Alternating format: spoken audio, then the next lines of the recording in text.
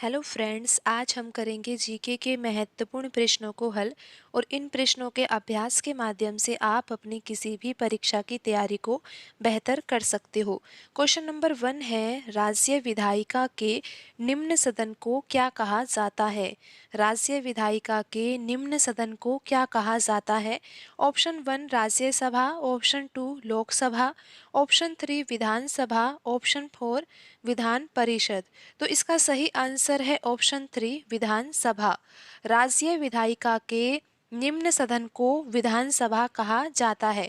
अगर प्रश्न में ऐसा पूछा जाता कि राज्य विधायिका के उच्च सदन को क्या कहा जाता है, राज्य विधायिका के उच्च सदन को क्या कहा जाता है, अगर प्रश्न में ये पूछा जाता तो उसका आंसर होता है यहाँ पर विधान परिषद। प्रश्न में ऐसा भी पूछा जा सकता है कि जैसा कि यहाँ पर पूछा गया है राज्य विधायिका के निम्न सदन को क्या कहा जाता है, क्वेश्चन में ये भी पूछा जा सकता था कि संसद के निम्न सदन को क्या कहा जाता है, तो संसद के निम्न सदन को लोकसभा कहा जाता है। और प्रश्न में ऐसा भी पूछा जा सकता था कि संसद के उच्च सदन को क्या कहा जाता है, तो उसका आंसर होता राज्यसभा। लेकिन प्रश्न में पूछा ये गया है कि राज्य विधायिका के निम्न सदन को क्या कहा जाता है, सही आंसर है ऑप्शन 3 विधानसभा। अब हम बढ़ते हैं अगले प्रश्न की ओर। अगला प्रश्न है यहाँ पर क्वेश्चन नंबर 2 है, निम्नलिखित में से कौन सा लोक नृत्य मुख्य रूप से छत्तीसगढ़ में किया जाता है? निम्नलिखित में से कौन सा लोक नृत्य मुख्य रूप से छत्तीसगढ़ में किया जाता है? ऑप्शन 1 में लिखा हुआ है कालबेलिया, ऑप्शन 2 है भवाई, ऑप्शन 3 है भांगड़ा, ऑप्शन 4 है राउत। तो इसका सही आंसर है ऑप्शन 4 राउत। छत्तीसगढ़ में कौन सा लोक नृत्य किया जाता है? राउत नृत्य किया जाता है। लेकिन आप बाकी ऑप्शन में देख लीजिए कि ऑप्शन 1 में लिखा हुआ है कालबेलिया, कालबेलिया लोक नृत्य राजस्थान का लोक नृत्य है। ऑप्शन 2 में लिखा हुआ है भवाई, भवाई लोक नृत्य है और राजस्थान राज्य का लोक नृत्य है। ऑप्शन 3 में लिखा हुआ है भांगड़ा, भांगड़ा भी लोक नृत्य है, पंजाब राज्य का लोक नृत्य है। लेकिन प्रश्न में ये पूछा गया था कि छत्तीसगढ़ का लोक नृत्य कौन सा है, तो यहाँ पर ऑप्शन 4 सही आंसर होगा। अब हम बढ़ते हैं अगले प्रश्न की ओर। अगला प्रश्न है यहाँ पर क्वेश्चन नंबर 3, औपनिवेशिक भारत में इंडियन एसोसिएशन की स्थापना निम्नलिखित में से किस स्थान पर हुई थी? औपनिवेशिक भारत में इंडियन एसोसिएशन की स्थापना निम्नलिखित में से किस स्थान पर हुई थी? Option 1 Lucknow, option 2 Calcutta, option 3 सूरत, ऑप्शन 4 पुणे। तो इसका सही आंसर है ऑप्शन 2 कलकत्ता। औपनिवेशिक भारत में इंडियन एसोसिएशन की स्थापना किस स्थान पर हुई थी? कलकत्ता में हुई थी। आपको ये भी पता होना चाहिए कि कौन से सन में इंडियन एसोसिएशन की स्थापना हुई थी। सन 1876 में इंडियन एसोसिएशन की स्थापना हुई थी। ये भी पता होना चाहिए कि स्थापना किसने की थी। तो इसके लिए आपको ध्यान में रखना चाहिए कि सुरेंद्रनाथ बनर्जी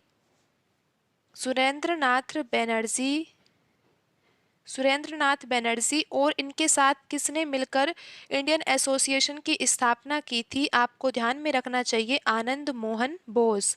तो प्रश्न में पूछा गया था कि इंडियन एसोसिएशन की स्थापना किस स्थान पर हुई, तो उसका आंसर तो यहाँ पर कलकत्ता होगा। लेकिन आपको बाकी जानकारी भी पता होनी चाहिए कि स्थापना कब हुई, सन 1876 में हुई।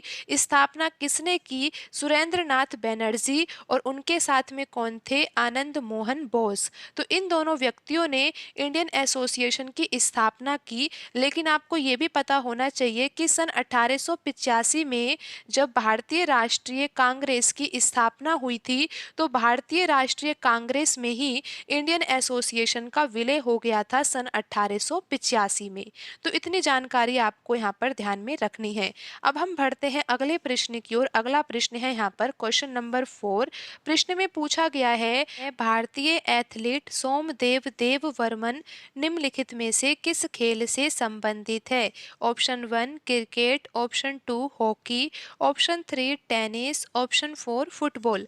तो इसका सही आंसर है ऑप्शन 3 टेनिस।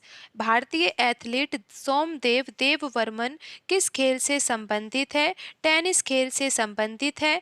ऑप्शन 3 यहाँ पर सही आंसर होगा। अब हम बढ़ते हैं अगले प्रश्न की ओर। अगला प्रश्न है यहाँ पर क्वेश्चन नंबर 5 प्रश्न में पूछा है कि कौन सा शास्त्रीय नृत्य साधारणतया विष्णु के स्त्री रूप की कहानी का वर्णन करता है। कौन सा शास्त्रीय नृत्य साधारणतया विष्णु के स्त्री रूप की कहानी का वर्णन करता है? तो यहाँ पर ऑप्शन 1 में लिखा हुआ है मोहिनी अट्टम, ऑप्शन 2 है कथक, ऑप्शन 3 मणिपुरी, ऑप्शन 4 सत्रिया। तो यहाँ पर सही आंसर है ऑप्शन 1 मोहिनी अट्टम। मोहिनी अट्टम शास्त्रीय नृत्य है, लेकिन किस राज्य का नृत्य है? केरल राज्य का नृत्य है। ऑप्शन 2 में आप देख सकते हो कथक लिखा हुआ है, कथक भी तो शास्त्रीय नृत्य है। किस राज्य का नृत्य है? उत्तर प्रदेश राज्य का नृत्य है। ऑप्शन 3 में लिखा हुआ है मणिपुरी, मणिपुरी भी शास्त्रीय नृत्य है और मणिपुर राज्य का नृत्य है। ऑप्शन 4 में लिखा हुआ है सत्रिया, सत्रिया भी शास्त्रीय नृत्य है और किस राज्य का नृत्य है? ये असम राज्य का नृत्य है। तो आपको यहाँ पर इतनी जानकारी ध्यान में रखनी है, लेकिन आपको ये भी ध्यान में रखना है कि प्रश्न में क्या पूछा गया था। प्रश्न में ये पूछा गया था कि कौन सा शास्त्रीय नृत्य साधारणतया विष्णु के स्त्री रूप की कहानी का वर्णन करता है? सही आंसर है ऑप्शन 1 मोहिनी अट्टम शास्त्रीय नृत्य। अब हम बढ़ते हैं अगले प्रश्न की ओर। अगला प्रश्न है यहाँ पर क्वेश्चन नंबर 6। प्रश्न में पूछा गया है कि भारत में कानून बनाने के क्षेत्र में कोई विधेयक तब तक अधिनियम नहीं बन जाता है जब तक कि उसे रिक्तिस्तान की सहमति प्राप्त नहीं हो जाती है। प्रश्न में पूछा गया है कि भारत में कानून बनाने के क्षेत्र में कोई विधेयक तब तक अधिनियम नहीं बन जाता है जब तक कि उसे किससे सहमति प्राप्त नहीं हो जाती है। तो ऑप्शन 1 में लिखा हुआ है उपराष्ट्रपति, ऑप्शन 2 लिखा हुआ है प्रधानमंत्री, ऑप्शन 3 है राष्ट्रपति, ऑप्शन 4 है महान्यायवादी। तो इसका सही आंसर है ऑप्शन 3 राष्ट्रपति। भारत में कानून बनाने के क्षेत्र में कोई विधेयक तब तक अधिनियम नहीं बन जाता है जब तक कि उसे राष्ट्रपति की सहमति प्राप्त नहीं हो जाती है। अब हम बढ़ते हैं अगले प्रश्न की ओर। अगला प्रश्न है यहाँ पर क्वेश्चन नंबर 7। 2022 में पैरालंपिक शीतकालीन खेल कहाँ पर आयोजित किए गए थे? तो इसका सही आंसर है ऑप्शन 2 चीन।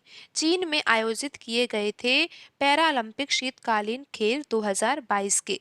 लेकिन आपको ये भी ध्यान में रखना चाहिए कि 2024 में ग्रीष्मकालीन खेल होंगे और कहाँ पर होंगे? पेरिस में होंगे, पेरिस फ्रांस में आयोजित होंगे। तो यहाँ पर आपको ध्यान में रखना चाहिए 2022 में तो पैरालंपिक शीतकालीन खेल का आयोजन किया गया था और कहाँ पर किया गया था? चीन में किया गया था।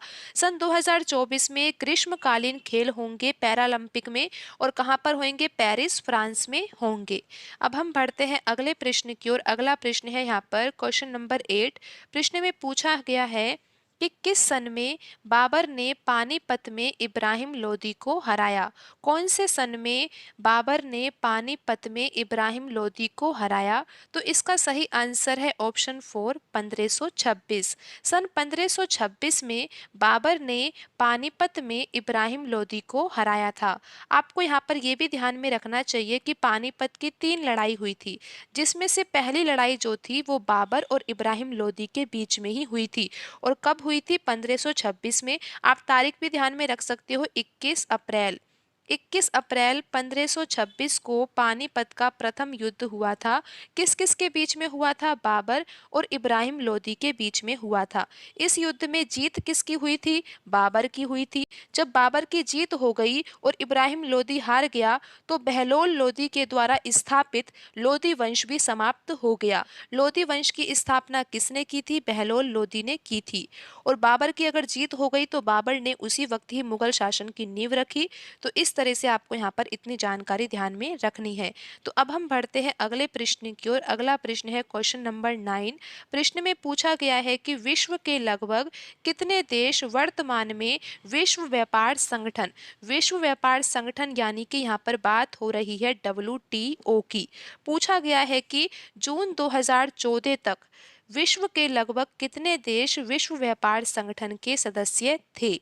तो यहाँ पर 2014 तक पूछा गया है। तो यहाँ पर सही आंसर है ऑप्शन 1 160, क्योंकि जून 2014 तक कितने सदस्य थे डब्ल्यूटीओ के?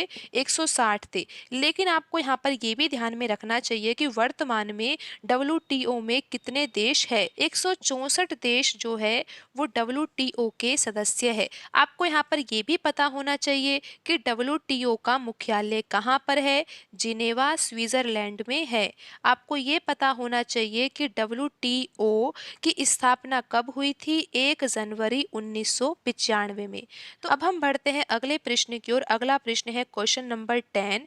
प्रश्न में पूछा गया है कि सावित्री बाई ने अपने पति ज्योतिराव फुले के साथ मिलकर पुणे के भिडेवाड़ा में लड़कियों के लिए भारत के पहले स्कूल की स्थापना कब की थी? तो इसका सही आंसर है ऑप्शन 1 सन 1848 में।